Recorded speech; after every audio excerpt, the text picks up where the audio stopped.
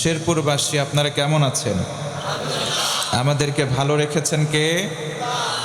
আমি আল্লাহ তোমারে জীবন দিলাম, তুমি তোমার পিছনের দিকে তাকাও, অস্তিত্বে প্রকাশ করার কোনো পরিচয় তোমার ছিল না। আল্লাহ রাব্বুল আলামিন বলেন, হাল আতা আলাল ইনসানি হিনুম মিনাদ দাহরি লাম ইয়াকুন শাইআম মাযকুরা। আমার আল্লাহ ডেকে ডেকে বলেন, ও গোলাম, অস্তিত্বে প্রকাশ করার মতো, আইডেন্টি প্রুভ করার মতো কোনো পরিচয় তোমার ছিল না। মায়ের গর্ভে তুমি ছিলে একটা ভ্রূণ মাত্র। নাপাক এক ফোঁটা পানি থেকে আমি আল্লাহ তোমার জীবন দিলাম, অস্তিত্ব দান করার পর আশরাফুল মাখলুকাত বলে দুনিয়ার জমিনে প্রেরণ করলাম। বলুন সুবহানাল্লাহ। বান্দা, তোমারে আমি ছেড়ে দেই নাই। তুমি কার সঙ্গে চলবা, কার সঙ্গে মিশবা, আমি আল্লাহ ফর্মুলা বলে দিলাম।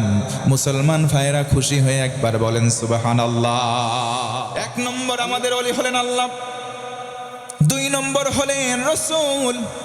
ওয়ামা আরসালনাকা ইল্লা রাহমাতাল লিল আলামিন। আল্লাহ রসুলকে বলা হলো, ও মুহাম্মদ, গোটা আলমবাসীর জন্য আপনাকে আমি দয়া করে মায়া করে পাঠালাম। গোটা আলমবাসীর জন্য আপনি হলেন রহমত। জোরে বলুন সুবহানাল্লাহ। আল্লাহর হাবিব কেমন রহমত! নবীজি একদিন বসে আছেন, সাহাবীরাও বসা।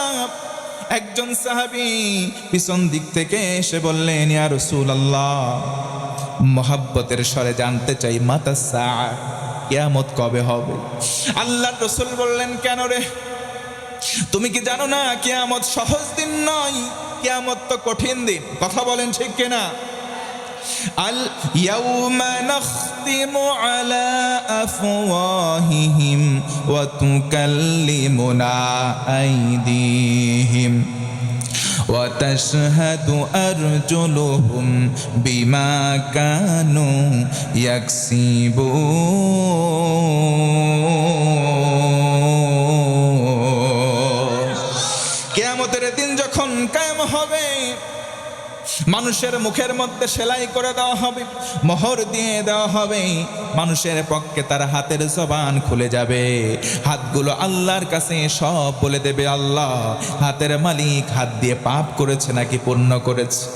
পা দুটো সাক্ষী দিয়ে দেবে, কোন কাজে পা দিয়ে গমন করলা। আল্লাহর কাছে ডেকে ডেকে বলবে, আল্লাহ, বান্দাটা এই এই কাজ করেছে। জোরে বলুন আল্লাহু আকবার। শুধু তাই নয়, কিয়ামতের দিন বাবারে দেখে মা পালাবে, আবার সন্তানগুলো পিতামাতারে দেখে পালাবে, উভয় উভয়কে দেখে পালাবে। ইয়াউমা ইয়াফিরুল মারউ মিন আখিহি ওয়া উম্মিহি ওয়া আবি ওয়া সাহিবাতিহি ওয়া বানি। কিয়ামতের দিন সবাই সবাইকে দেখে পালাবে। ওগো সাহাবী, কিয়ামতের জন্য কেমন প্রস্তুতি নিয়েছো আগে আমার কাছে বলো। জোরে বলুন আল্লাহু আকবার।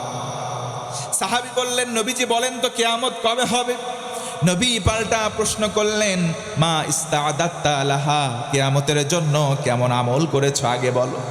এবার সাহাবী বলেন, লা কাসীরিম মিনাস সালাতি, ওগো নবী, নামাজ বেশি পড়তে পারি নাই। ওয়ালা মিন সাওমিন, তেমন কোনো সিয়াম পালন করি নাই। ওয়ালা মিন সাদাকাতিন, তেমন কোনো দান করি নাই। তবে ইয়া রাসূলুল্লাহ, ইন্নী উহিব্বুল্লাহা ওয়া রাসূলাহু। জোরে কোন সুবহানাল্লাহ। আমি আমার কলিজার চাইতে অনেক বেশি, ওগো নবীজি, আল্লাহ এবং তার রাসূল আপনি দুইজনকে ভালোবাসি। আমার রাসূল বললেন, আর টেনশন নাই, আর কোনো ভয় নাই। সাহাবী, দুনিয়াতে কোনো আমল করো নাই, নামাজ বেশি পড়ো নাই, রোজাও করো নাই, দান করো নাই, কোনো টেনশন নাই, আল্লাহরে ভালোবাসছো, তোমার সব সাফ। সরে কোন সুবহানাল্লাহ। দুনিয়াতে যার কেউ নাই, তার আছে আল্লাহ, সেই আল্লাহরে মোহাব্বত করছো, নবীরে ভালোবাসছো। শুনে রাখো সাহাবী, দুনিয়াতে যার সাথে যার মোহাব্বত, তার সাথেই তার কিয়ামত। মান আহাব্বা সুন্নতি ফাকাদ আহাব্বানি ওয়া মান আহাব্বানি কানা মাই ফিল জান্নাহ। আল্লাহর রাসূল বলেন, সাহাবীরা শোনো, যে ব্যক্তি আমি রসুলের সুন্নাতকে অনুসরণ করার মাধ্যমে আমি রসুলকে ভালোবাসলো, তারা আমার সুন্নাতকে ভালোবাসলো, আমি রসুলকে ভালোবাসলো, আমি রসুলের মহাব্বতকারী, আর আমি জান্নাতে পাশাপাশি থাকবো। সুবহানাল্লাহ। আল্লাহ এবং তার রসুলকে ভালোবাসার দরকার আছে না নাই? দুনিয়াতে চলার পথে 1 নম্বর ভালোবাসবো কারে? 2 নম্বর রসুল রে। 2 নম্বর কারে? আরো জোরে বলেন না, কারে? আল্লাহ রসুলকে ভালোবাসলে কেমন আশিকিন হওয়া যায়, কেমন মহাব্বতের হওয়া যায়। আল্লাহর রসুলকে ভালোবাসলে কেমন মহাব্বতের অন্তর জাগ্রত হয়। আল্লাহ নবীর সাহাবী, নাম তার হযরতে আলী, আল্লাহ রসুলের চাচাতো ভাই, আবার নবীর জামাই ছিলেন। সুবহানাল্লাহ পড়বেন। হযরতে আলী একদিন হয়ে যায় খাই না, 2-3 দিন হয়ে যায় অনাহারে আছে, পেটের মধ্যে ক্ষুধা লেগে গেল, 3 দিন ধারাবাহিক খায় না। আল্লাহ রসুলের সন্ধানে বের হলেন, নবীর বাড়িতে গেলেন, গিয়ে সালাম দিলেন, কোনো উত্তর পেলেন না। আবার তিনি সালাম দিলেন, উত্তর পেলেন না। তৃতীয়বার সালাম দিলেন, কোনো জবাব পেলেন না। মস্তক অবনত চিত্তে বাড়ির দিকে ফেরত আসবেন, অন্তিম লগ্নে ভেতর থেকে আওয়াজ এলো, বাবা আলী তুমি কেন এসেছ? খাদিজাতুল কুবরা তাহেরা রাদিয়াল্লাহু আনহা ডেকে ডেকে বলেন, বাবা আলী কেন এসেছো? তোমার শ্বশুর নবীজি তো বাড়িতে নাই। হযরতে আলী ডেকে বলেন, ও আম্মা জান, 3 দিন খাই নাই, 3 দিন অনাহারে আছি, এই জন্য নবীজিকে দেখতে আসছি। সুবহানাল্লাহ পড়ে। হযরতে খাদিজাতুল কুবরা ডেকে বলেন, বাবা তাড়াতাড়ি বাড়ি যাও, তোমার শ্বশুরের কাছে খাবার চাইতে এসেছো, খাবার তো তুমি পাবা না। ও বাবা আলী, তাড়াতাড়ি বাড়িতে চলে যাও, তুমি 3 দিন খাও নাই, যার কাছে খাবার চাইতে আসছো সেই রসুল আজকে কমপক্ষে 1 সপ্তাহ না খেয়ে আছে। শুধু তাই নয়, সকালবেলা পেটের মধ্যে এত দানা পাই, দানাও নাই, কোনো পানিও নাই, একটা পাথর রশি দিয়ে বেঁধে কোথায় যেন চলে গেল। তাড়াতাড়ি বাড়ি ফেরত যাও, তোমার রসুল শ্বশুর তোমাকে কোনো খাবার দিতে পারবে না। হযরতে আলী বললেন, আম্মা জান, আমি তো খাবার চাইতে আসি নাই, আমি নবীজির কাছে আসছি। আমি যখন ক্ষুধার্ত হই, 3 দিন 4 দিন 5 দিনের অনাহারে থাকা, আমি দৌড়িয়ে মসজিদে চলে যাই, নবীজির শরণাপন্ন হই, নবীজির সামনাসামনি হওয়ার সঙ্গে সঙ্গে নবীজির চেহারা মোবারক আমি দেখি। ও আম্মা জান, আমি যখন নবীজির চেহারাখানা দেখি, দেখার সঙ্গে সঙ্গে 3 দিন 4 দিনের অনাহারে থাকা ক্ষুধা, আমি আলীর ক্ষুধা নিবারণ হয়ে যায়। কেমনটা মহব্বত করতেন, কেমনটা ভালোবাসতেন আল্লাহর রসুলকে। ও ভাই বলেন তো দেখি, আমাদেরও ভালোবাসার দরকার আছে না নাই? কেমনি ভাবে ভালোবাসবো? সাহাবীরা যেমনি ভাবে ভালোবাসতেন ঠিক তেমনি ভাবে ভালোবাসবো ইনশাআল্লাহ। 1 নম্বরে আমাদের চলার সঙ্গী হবেন কে? 2 নম্বরে রসুল। 2 নম্বরে কে? 3 নম্বরে ফর্মুলা বলে দেবেন, তিনি হচ্ছেন কে? 3 নম্বরের হলেন আল্লাহ রব্বুল আলামিন বলেন, ওয়াল্লাযীনা আমানু, ওই মুমিন তোমার বন্ধু হবে। আমরা সবাই মুমিন, আমাদের বন্ধু হবে অন্য মুমিন। মুমিন মানে ইমানদার। মুমিন মানে কি ভাই? যাদের কলিজার মধ্যে ঈমান আছে, যাদের কলিজার মধ্যে বিশ্বাস আছে। এই বিশ্বাস প্রধানত 3টা। জোরে বলেন কয়টা?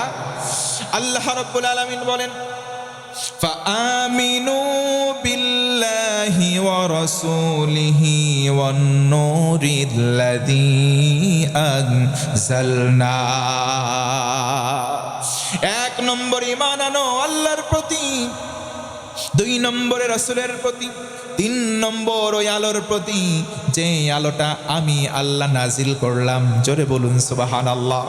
তার মানে আল্লাহ রাসূল আর কোরআনের প্রতি ঈমান আনো, তুমি মুমিন হয়ে যাও। কিন্তু আল্লাহ বলেন কোন মুমিন তোমার সঙ্গী হবে, কোন মুমিনের সঙ্গে তোমার চলার পথের দোস্তি হবে। আল্লাহ বলেন ওই মুমিন যেই মুমিনের ভেতরে প্রধানত গুণ থাকবে তিনটা। জোরে বলেন তো কয়টা? এক নম্বরে হচ্ছে আকিমুস সালাত। এক নম্বর মুমিন, ওই মুমিনের মধ্যে কিয়ামে সালাত থাকবে, নামাজ পালনকারী একজন মুমিন তোমার বন্ধু হবে। জোরে কোন সুবহানাল্লাহ। আজকের সমাজে নামাজ নাই, আজকের সমাজে নামাজ নাই। ও মুসলমান, বুঝে থাকলে বলেন তো নামাজ কয় ওয়াক্ত? আরো জোরে বলেন। কিন্তু 5 ওয়াক্ত নামাজ আজকের সমাজের মুসলমান আমরা আদায় করতে পারি? এই সমাজের মুসলমানদেরকে, মুসল্লিদেরকে আমি নাম দিলাম 5টা। এক প্রকার মুসল্লি আছে শুকুর আলী, শুধু শুক্রবারে যায়, সারা সপ্তাহ তাদের খোঁজ নাই, এমন মুসল্লি 2-1টা আছে না নাই? 2 নম্বর হলো রমজান আলী, রোজার মাসে নামাজে যাই, সারা বছর কোনো খোঁজ নাই, এমন মুসল্লি 2-1টা শেরপুরে আছে না নাই? 3 নম্বর হলো বরাত আলী, সবে বরাতের রাত্রিতে যাই, সারা বছর খোঁজ নাই। আবার 4 নম্বর হলো কদর আলী, সবে কদরে যায়, সারা বছর যায় না, আছে না নাই? 5 নম্বর হলো ঈদ আলী, 2 ঈদে নামাজে যাই, সারা বছর কোনো নামাজ নাই, এমন মুসল্লি আছে না নাই? ফি জান্নাতি ইয়াতাসাআলুনা আনিল মুজরিমিন মা সালাকাকুম ফি সাকার ক্বালু লাম নাকু মিনাল মুসাল্লিন।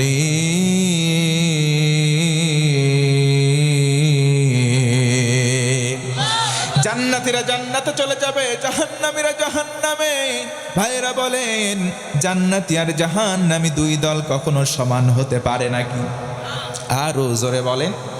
লা ইয়াস্তাওয়ি আসহাবুন নারি ওয়া আসহাবুল জান্নাহ, আসহাবুল জান্নাতি হুমুল ফাইজুন।